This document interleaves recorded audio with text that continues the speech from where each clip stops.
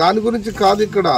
ఇప్పుడు మేము వచ్చినప్పుడు కమిషన్ వచ్చినప్పుడు ఇది అట్రాసిటీ అయినప్పుడు డిఎస్పీ గారు రావాలి కదా సార్. ఇక్కడ పనిలో ఉంటారు సార్, మీరు ఎప్పుడు బిజీగా ఉంటారు సార్ పబ్లిక్ కోసం. మేమే మిమ్మల్ని కాదన్నాం సార్, కానీ కమిషన్ వచ్చినప్పుడు దానికి ఉన్న ప్రివిలేజ్ని మనం హానర్ చేయాలి కదా సార్.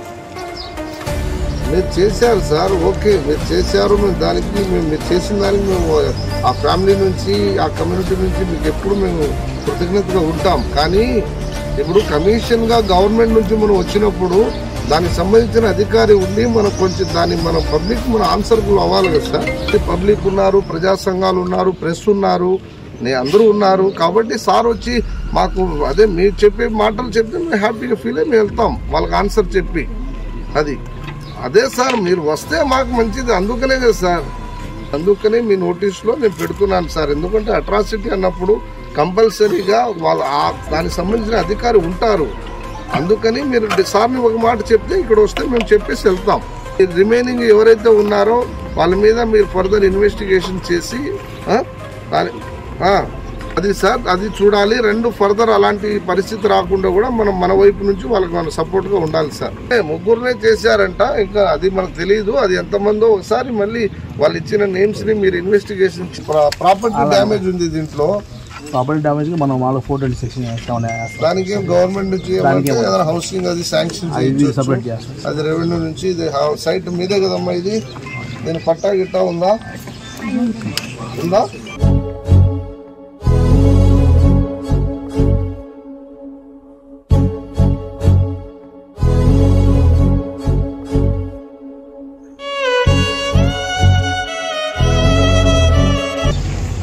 చెప్పండి. ఇప్పుడు వాళ్ళకి ఏం వర్తిస్తుందో చెప్పండి. ఇప్పుడున్న సెక్షన్ల ప్రకారంగా మన కార్పొరేషన్ నుంచి కానీ కలెక్టర్ నుంచి ఇప్పుడు ఇల్లు కొట్టేశారంటున్నాం, అది హౌసింగ్ నుంచి కలెక్టర్కి రాద్దాం, ఓకేనా?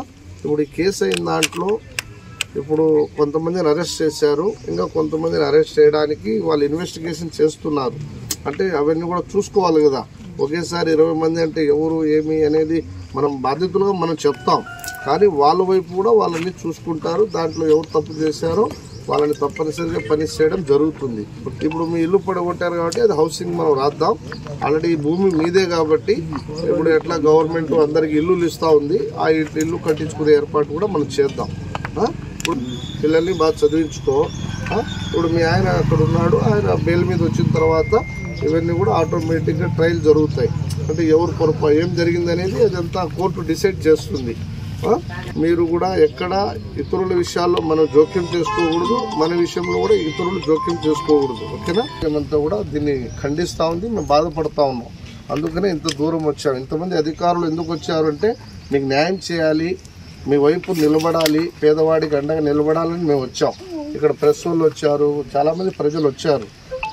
కాబట్టి సరే జరిగింది, అలా జరగకూడదు, జరిగిండకూడదు. అది జరిగిన దానికి అందరం కూడా సరే అది ఆ మాట సరే అవన్నీ చట్టం చూస్తుంది.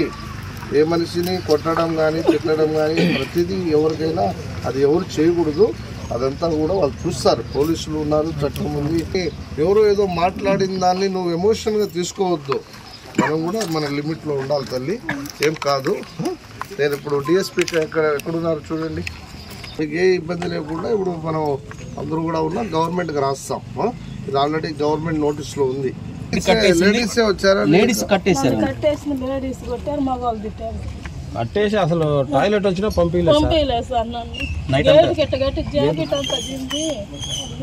మరి లేడీస్ పేర్లు ఇచ్చావా?